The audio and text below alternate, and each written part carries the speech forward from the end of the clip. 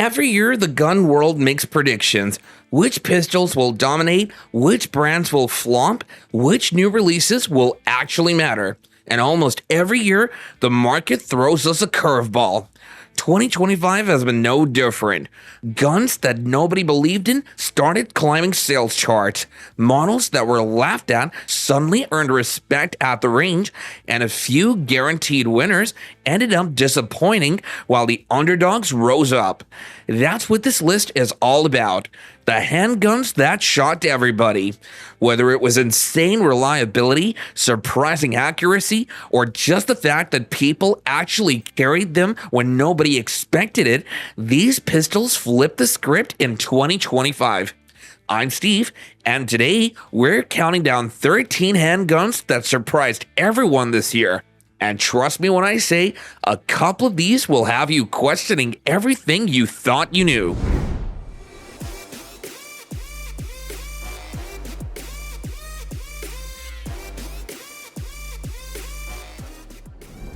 You carry that boat anchor? That's what a buddy barked at me when he spotted the Shadow 2 Compact on my hip. I just grinned. Heavy? Damn right it's heavy. Slides into the belt like a brick in your jeans, but when you touch it off, all that weight turns into calm. It's not built like the plastics everybody's touting. The holster squeaks when you sit down, drags on your belt if you wear it all day. Folks keep asking me why I bothered. I tell them because it don't move. Recoil doesn't flip, muzzle doesn't dance. Every shot stacks where I want it. Lighter guns bounce, but this one just stays put. The truth is, it makes no sense in 2025. Everybody's selling smaller, thinner, and lighter pistols.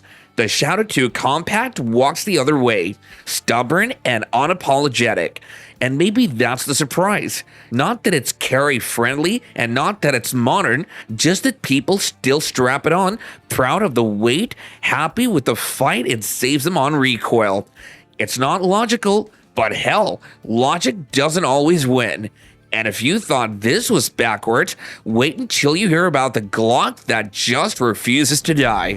When F announced a Reflex, I remember the first comment I heard. Great, another overpriced F nobody's gonna carry. And honestly, I pretty much agreed.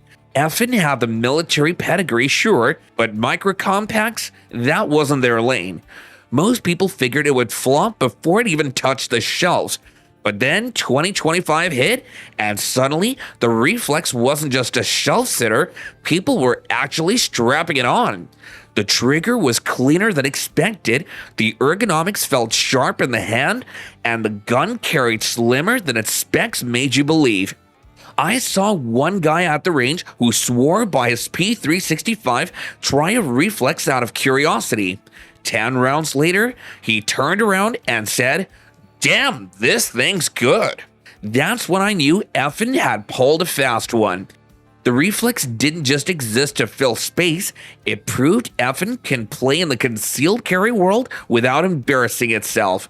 It's still not cheap, and some shooters say the aftermarket isn't deep enough yet, but in 2025, the Reflex shocked everyone by showing that effin' could finally build a micro compact worth carrying.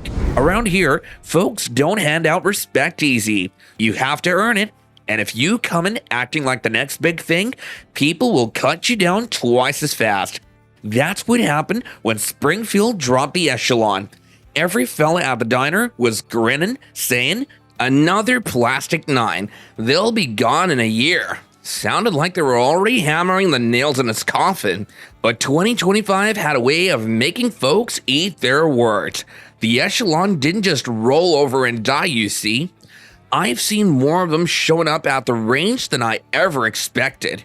My buddy Travis, you see, he's carried a Glock since Clinton was in office, said he'd never touch a Springfield, swore them off after the XD days. Then, he tried one out of spite. First mag, he was still John. Second mag, his group started stacking. By the third, he just shook his head and said, "Well, hell, this ain't what I thought." Now don't mistake me, it's not knocking Glock off no throne. But the surprise? The damn thing stuck. Folks who wanted to bury it had to admit it wasn't just smoke. And if you think Springfield turning heads was unexpected, wait till you see what the beast pulled off next. Now here's a twist I surely didn't expect. Walther went and put the F-Series in steel.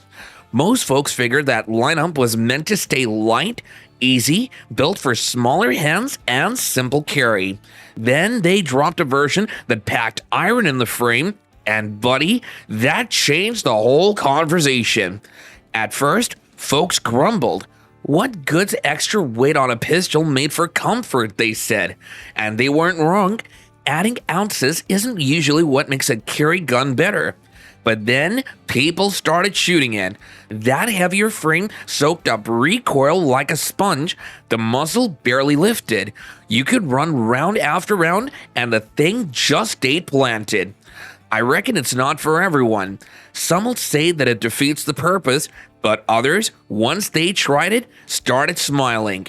Like carrying a little bit more iron gave them steadier hands and straighter hits. So maybe the surprise isn't that Walther built it.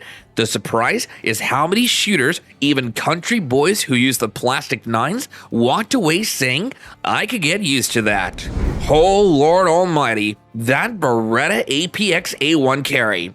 First time I laid eyes on it, I said, well, that's uglier than a monk fence in August.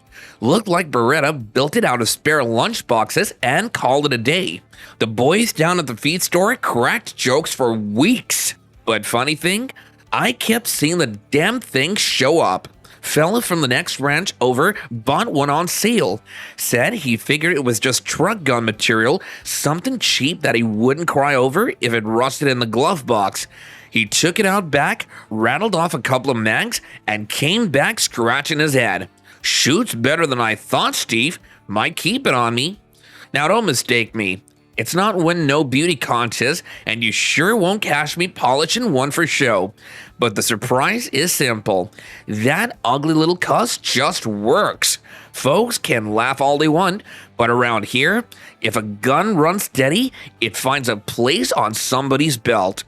Ugly dog, sure, but this ugly dog still bites. And if you thought this one was a curveball, wait until you see the next entry. That surprise hit on a whole different level. Every time I bring up the 380, somebody rolls their eyes. Steve, that's a mouse round. Ain't no man still carrying that. Hell, I've even said that over the years. But Ruger just went and slipped the Security 380 out, and I'll be damned if it didn't shut a few mouths in 2025. Thing's not built for gunfights at 50 yards. It's built so you'll actually keep it on your hip. Easy racking, soft recoil, light in the belt. It feels more like carrying a pocket knife than a pistol. And when the day's all done, the truth is simple.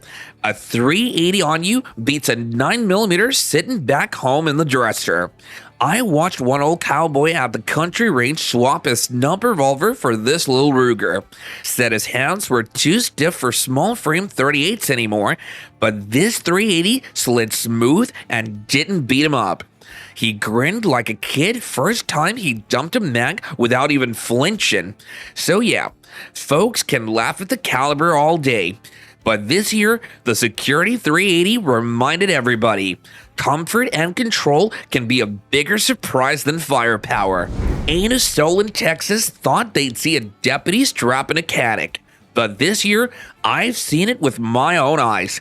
That right there tells you how much the METE MC9 shook folks up in 2025.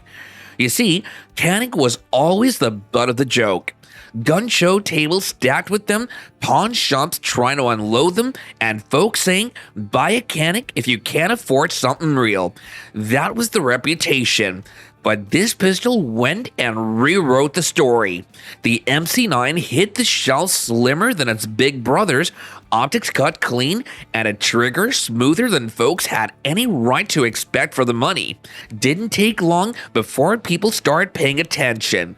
First, it was the budget crowd, and then the tinkerers, and before long, I spotted it riding in holsters I never figured. Lawmen, ranch hands, even one fella I know who swore by his Sig. Now don't get me wrong, it's not perfect. Still ain't got the aftermarket of a Glock, and plenty of folks won't carry Turkish iron no matter what. But the surprise is simple. A Canik finally crossed that line from cheap range toy to trusted sidearm, and that's no small feat.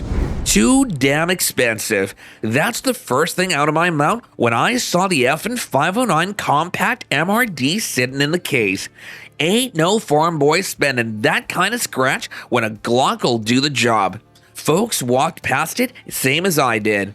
But I kept hearing whispers, deputies using them, range boys saying it ate everything they fed it. Curiosity got the better of me, and I finally got one dirty. Ran it hard, holster wear, dust, a couple of rounds of mixed ammo. The thing didn't hiccup even once. Slide tracked like a coonhound on scent, sights cut clean, and I found myself hitting straighter than I had any business doing. Still not cheap, still feels like effing smirking when they print the price tag, but here's what knocked me sideways in 2025. That pistol proved why it costs more. Not in brochures, not in shiny ad talk. It's in the way it ran when most people would have quit on you. You can laugh at the sticker all you want, but you can't laugh at how it shoots.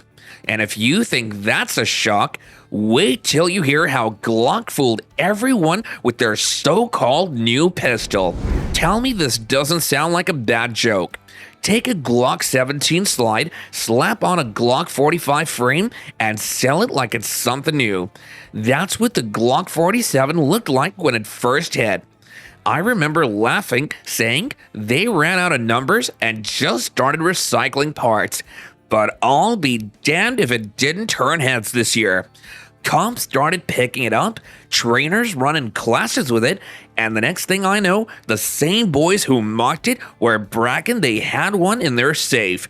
Surprised the hell out of me. The thing is, it shoots like a Glock. Steady, boring, and reliable, but that longer slide on the shorter frame kind of feels right. Points quick, carries easier than a 17, and still runs like a dog that's been hunting 10 seasons. I hate to admit it, but they built something folks actually want, even if it was by accident. So yep, laugh all you want, the 47 fooled more people than it should have. And if you thought Glock pulled a trick, wait till you see what Sig did. That surprise cut even deeper. That damn G3C, let me tell you, it near about drove me crazy. First day I shot it, I thought, well, looky here, Taurus finally cleaned up their act. Grip sat nice, sights weren't trash, and it didn't feel like the old rattling junk they used to slink. I was smiling, but then the jam started. Not once, not twice, enough to where I started keeping a tally on the back of the ammo box. Felt like it was testing me, seeing how long I'd put up with it. I'd clean it, oil it, swap mags, swap ammo, say a prayer or two. Didn't matter. Some days it ran like a champ, but the next day it coughed and choked like it hated me. And here's what really shocked me. I still see them everywhere. Gas station, pawn shop, even one fella at church had one on his hip. Folks say it's cheap, Steve. It does the job most days, and maybe they're right. Maybe I'm the fool expecting better. I don't know. That pistol makes me mad just thinking about it. And if you think that's something, wait till you hear what Sig pulled with the P365 line. I rolled my eyes as soon as I heard the name. Another P365? Lord, Sig's just squeezing every drop out of that lemon. Thought it was nothing, but more marketing, slap on a new name, tack a few dollars, and watch fanboys line up. I swore I wasn't buying the hype. Then I shot one, and I hated that I liked it. That tac ops runs slicker than it's got any right to. Full size feel in a slim frame, muzzle that stays flatter than it's supposed to, and I'm not talking bench rest groups. I mean fast strings, dirty hands, still hitting where I wanted to. Holster up, and it don't dig like most pistols with that kind of capacity. I walked away thinking, damn it, Sig, you pulled it off again. And that is the surprise. Not that it exists. We all knew Sig was churning out another one. The shock was that they built something that shut out the critics, even loudmouths like me. I didn't want to respect it, but here we are. Say Kel-Tec P15 at the range, and you'll get two kinds of reactions. Half the crowd laughs, no way that thing runs.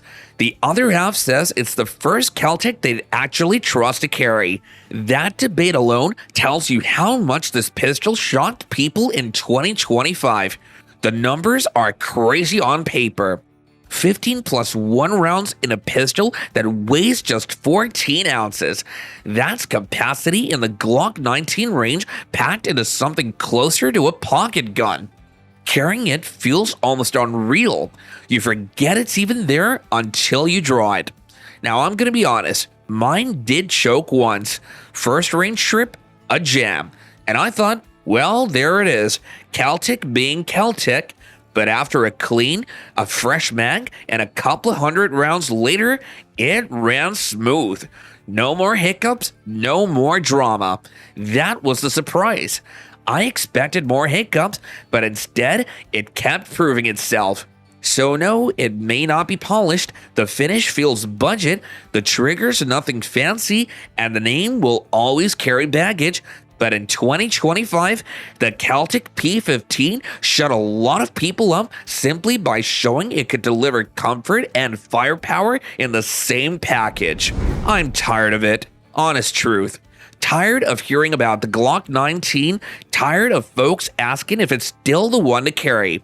Feels like we've been jawing the same question since Bush was in the office. But here's the truth that'll make you shake your head.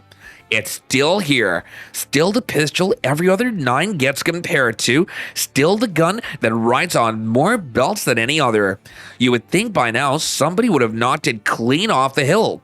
Hell, I thought Sig had it. Springfield tried. Even CZ threw their hat in. Yet in 2025, the 19 Gen 5 MOS just keeps running. Boring? Maybe. Predictable? Damn right. But comfort isn't supposed to be sexy. Folks carry it because it disappears easy enough, points the same every time, and never gives them a reason to quit. You can call it overhyped, you can call it dated, but it doesn't matter. What shocked me wasn't that Glock built another winner, it's that after all these years, nobody's built a better all-rounder. And maybe that's the biggest surprise of them all. The dullest gun in the room still wins the fight. Now, I did say 13 handguns, but surprise, surprise, 2025 had a couple of extra curveballs I can't leave out. So here's your bonus number 1, the Ruger RXM. Nobody figured Ruger would make noise in the Micro 9 game. Folks expected the same old good enough pistol and moved on, but when the RXM landed, shooters perked up. Slim profile, optics cut, and a trigger that didn't feel like grinding gravel.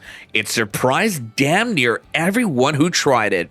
I watched one fella run a full day course with it, burning through cheap range ammo.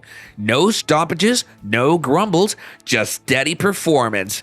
He holstered it at sundown and said, "Steve, I think Ruger finally built something that don't feel like a compromise." That's when I knew it earned a spot here. And if you thought Ruger pulling this off was a shock, wait till you hear who finally jumped into the concealed carry fight. That's bonus number 2, and it's a big one. Alright, time for bonus number 2, the HK CC9. Now this one damn near broke the internet when it showed up. HK had been sitting out the carry fight for years, letting Glock and Sig hawk the spotlight. Then, from out of nowhere, 2025 drops the CC9, a true HK made small enough to ride on your belt. And it's not just name hype. The grip feels like it was carved to fight, the trigger snaps clean, and the slide cycled like it's greased glass. I'll admit, price tag steep enough to make a rancher spit a sweet tea, but folks still lined up. Why, you ask? Cause it's an HK that finally rides easy. I even had an old revolver man swap his wheel gun for one, said he couldn't put it down once he shot it. That's the kind of surprise you don't see coming. Now, don't run off just yet. The outro ties this whole ride together, and if you skip it, you'll miss the part that matters most. Surprises cut both ways. Some of these pistols blew past expectations, proving critics wrong. Others shocked people in the worst way, exposing flaws nobody saw coming. But that's the point of all of this. The gun world never plays exactly how we predicted. So now it's your turn. Which handgun surprised you in 2025? Good or bad? Drop it in the comments and back it up. I'll read it, and who knows? Maybe it ends up on the next list I make a video on. I'm Steve, so stay sharp, stay ready, and don't be shocked when the pistol you least expect becomes the one you trust the most.